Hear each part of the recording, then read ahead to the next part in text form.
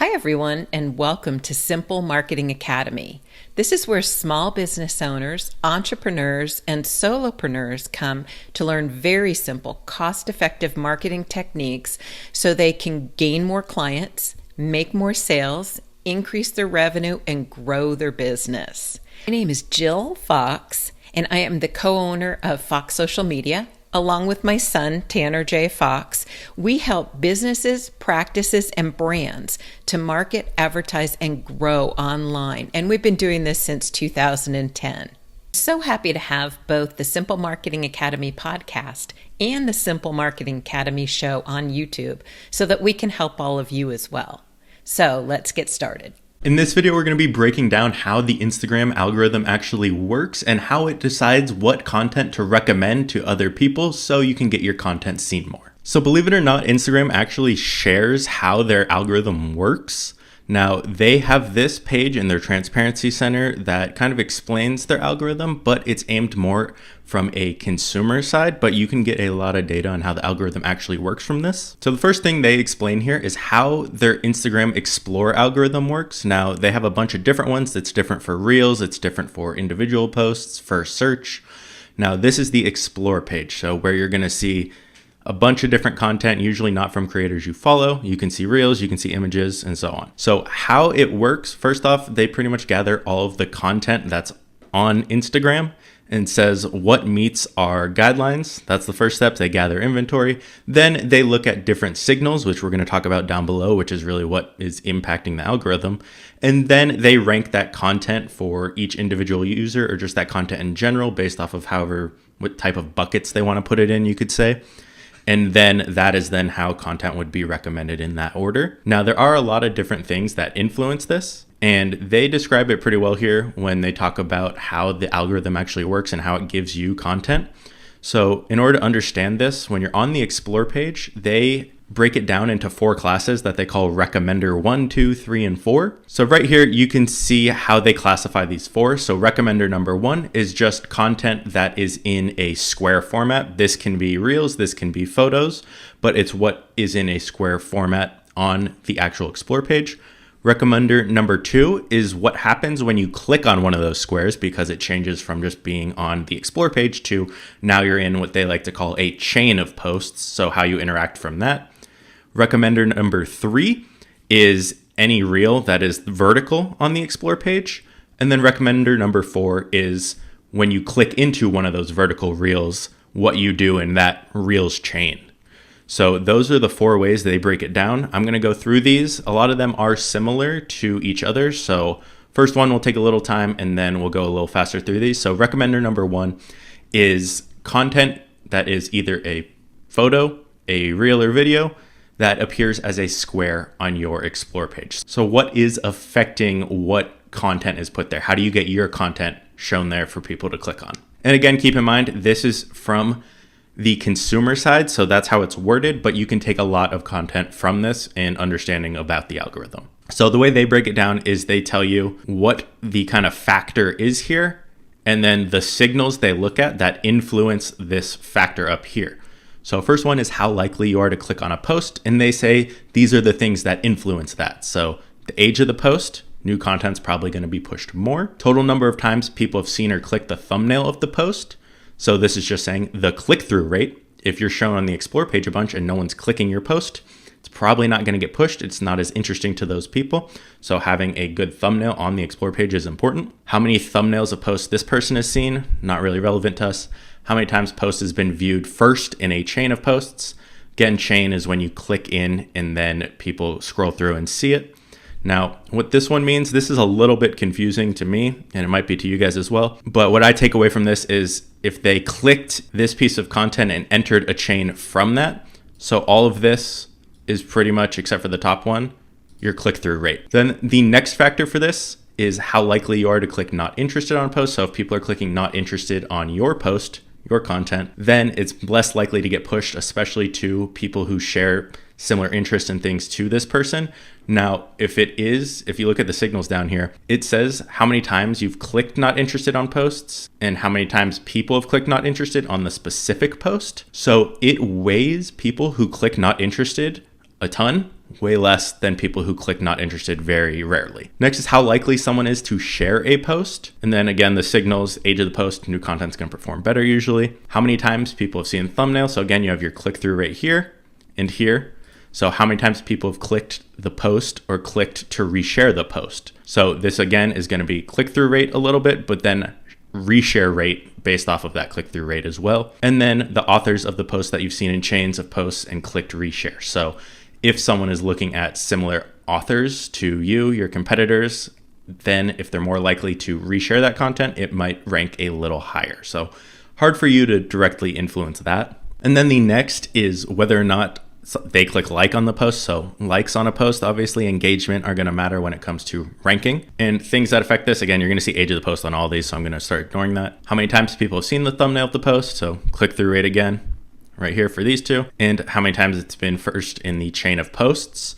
So this is just how likely someone is to like it. So if you are getting more likes than normal when it comes to these factors, so if you have a good click-through rate and a good like ratio, then it's going to get pushed up a little bit more. So that's one of the factors as well. The next is how likely someone is to follow you after a post. So how likely you are to follow a post's author. So things that influence this, how many times people have seen the thumbnail. So again, click-through rate. So it seems like they're going from a wide range of the entire Explore page. And if you click on it, so they're going from the very beginning instead of just from when someone's actually on the individual post. How many times it's been viewed in that first chain. So again, these are just pretty much click-through rate.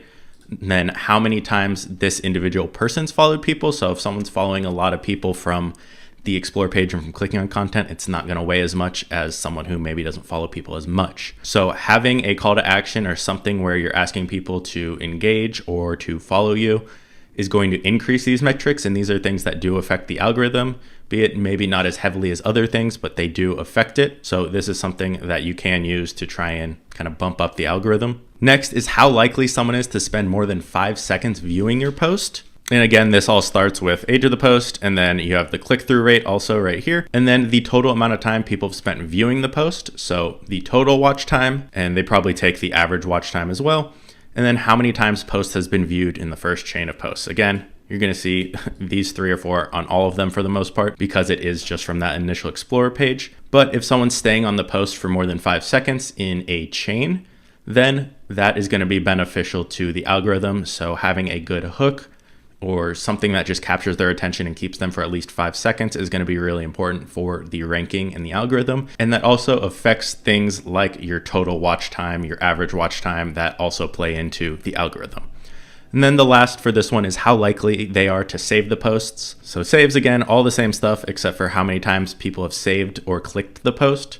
So again, the ratio of saves to clicks or views on the post. So if you have good ratios for your engagement, your click-through rate on your thumbnail, your saves, likes, comments, all of those shares, then it is going to push this content more. So that's recommender number 1. Recommender number 2, again, is once you click into a piece of content and you go into that chain, what you see when you go next and scroll. Recommender number 2 is going to explain how it chooses that content. So for this, whether or not you will like a post or those that come after it. So again, they're going based off of engagement here.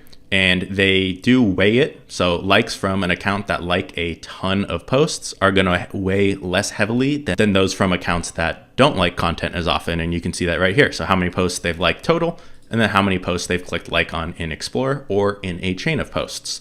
And then it also is how many times you've seen the collection of thumbnails of posts in Explore. So if you're seeing the same content in Explore, you might see the same one a couple times.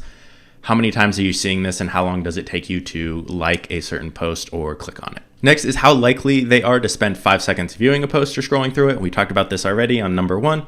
Same thing here. And they do also weigh it against other users as well. So total amount of time people have spent viewing the post and how many times the post has been viewed. So your average watch time, that means how many times the post has been viewed for at least 1 second in the chain. So usually people will swipe pretty quick through the chain. If they stop for even 1 second, that does affect this. So that's a good thing. Obviously, better watch time, you're going to get pushed up more. And then how many times you've seen the collection of thumbnails or posts in the Explorer. So again, how many times they have to see it, that click-through rate, kind of same thing here. And lastly, how likely you are to scroll through a comparatively large number of posts in a chain of posts. So obviously this is a little general. Comparatively large So they obviously want you staying in the chains for a while. The longer someone stays in it and the more content they see, the more money they make because they can show them more ads. You got to think of it from Instagram's side. So how likely they are to scroll through a large number of posts in this chain. So how many posts are they clicking into? How many are they scrolling past? And how much time they are spending in it are all factors. So again, a lot of it comes down to capturing that engagement and keeping people on your posts. So that's recommender number 2, pretty similar to 1. And then recommender number 3 is the rectangular content. So the reels that you're going to see on the Explore page. And again, some of this will share the same stuff, but it is a little different since this is exclusively video. So how likely you are to click on the reel. Again, click-through rate. How likely you are to scroll to the next reel. So if you don't click that first one in the Explore, you scroll down, how likely are they to scroll down and go to that second one at all? Or did they just look at Explore and then close it? So again, this is somewhat click-through rate, but somewhat other information as well. How likely you are to reshare a reel. So again, they're measuring how many thumbnails that person's seen. So again, the click-through rate. So thumbnails are important for when it comes to the Explore page. And then the bottom one's more for just this individual, so we can not worry about that. Obviously, reshares and that engagement is important. How likely you are to watch the full length of a reel. So someone watching a complete reel does weigh into this on the side of average watch time, total watch time. And then something else that's not mentioned here is also replays. So if they watch it more than once, their average views go up. So those are all factors in here as well. And then whether or not someone will click like on a reel, so how likely someone is to click on a reel, this isn't really important to you. But you can see they do weigh these likes and watch time a lot when it comes to this. Looks like it's mainly click through, watch time or time they stay on a post, and how they engage with it. And then number 4, again, this is pretty much the Reels algorithm by itself. And this is when you click into, from the Explore page, into the Reels, and you're in that Reels chain now. So when you're only seeing Reels. So the amount of time it's predicted to watch a reel. So if someone is predicted to watch 5% of a reel and they watch more, then it might be a good post and they might push it a little bit more. And you can see they say these things influence how much time someone is predicted to spend on a reel.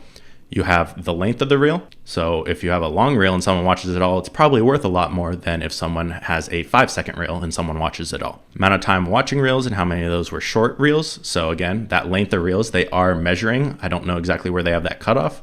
I would assume they have a couple, probably around 7 seconds, 15, 30, and then 60. And then how many reels you've watched more than 25% of. So 25% is a category they are measuring for average watch time or view duration, you could say. So that is something to keep in mind. You want to get people to stay at least that 25%, especially those first 5 seconds as we saw before. And then this next one, how likely someone is to watch a reel more than once and engage with it. So this is that replay. So someone watching it more than once and engaging by liking or commenting. So those factors come into here. How likely someone is to reshare the reels. Again, just reshares here. How likely you are to watch a reel at least once. So again, that rewatch, how many reels they've watched 25% of, we see that again, so we can tell that's going to be important. And then they talk about the time and length of the reels again. You see those a lot, you're going to keep seeing them, and they are important. Next is how likely you are to share a reel off of Instagram. So not on Instagram where you're DMing it to someone, but off of Instagram. So they probably weigh this a little bit heavier than reshares on the platform. 1, it takes a little more work. 2, you are bringing people from other platforms onto Instagram, so that could be beneficial to Instagram, obviously. So they probably weigh this heavier than just normal reshares. Then next, how likely you are to follow the author of a reel. So how likely someone is to follow you after viewing your content. This is going to be beneficial if you're following someone after viewing a piece of content. That probably means you liked that content and that creator. So that's going to be a decent sized factor in this ranking algorithm. So having a call to action or something to get them to like or follow you after this is beneficial to the algorithm. And then these next couple are kind of interesting. So how likely someone is to use audio from a reel that they watch. So if you create a reel with a certain piece of audio and they are doing things like click the audio link or clicked use audio to create their own post with it, that is something that goes into the ranking factor in the algorithm. So it's something to keep in mind when it comes to choosing your audio, how you're going to name it, and what type of audio you're using as well. And then again, how likely they are to save audio from a reel. And they say this indicates that they're going to create a reel if someone saves the audio, which I think is kind of a big jump. If someone saves the audio, they might just like it, but they do take that into account. So the saves and the use audio. And then the last one is how likely they are to watch less than 3 seconds of a reel. So if someone's watching less than 3 seconds, it's probably not relevant to them and this individual. So you need that watch time, and you can see how important watch time is through all of these. So those are the factors for that recommender number 4. Now this is just for the Explore feed. This is also for Reels. And there are some other factors that I feel like they didn't really mention in here as well. Some of it being what you do after they watch your content. If someone is leaving instantly after watching your reel and leaving and closing the platform, that's not beneficial to them. So I'm assuming they do track that. I know YouTube tracks that, so I would assume they would as well. So keeping people on the platform is important. I did not see much about sharing posts through DMs to other people on here. I would assume that is also beneficial. If everyone shared your post, that's double the amount if you're just DMing it to someone. But when it comes to the Explore page, these are all of the types of signals they're looking at. Now, I won't say all, but there's a lot of them, and this is from the consumer side again, not the content creator side. So there's definitely things in here that aren't mentioned, but what you can take away from this is watch time, engagement, and click-through rate on your thumbnails and getting people to follow are really the 4 main things when it comes to having content actually getting pushed to that Explore page.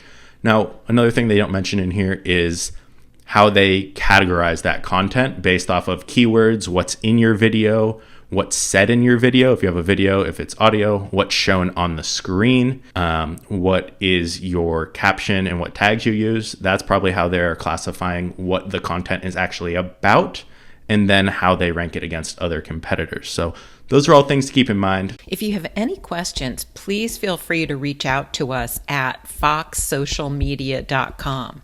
On our website, you'll find that we have done-for-you services through Fox Social Media, where we help businesses, practices, and brands to market, advertise, and grow online. And we've been doing this since 2010. This is a done-for-you service. We also have services for very small business owners, entrepreneurs, and solopreneurs who can't afford done-for-you services. And this is a very inexpensive program called Simple Marketing Support, where we're there to teach you, support you, and answer your questions. You can find more about all of our services if you go to foxsocialmedia.com. Thank you so much for joining us today, and we look forward to seeing you in the next episode.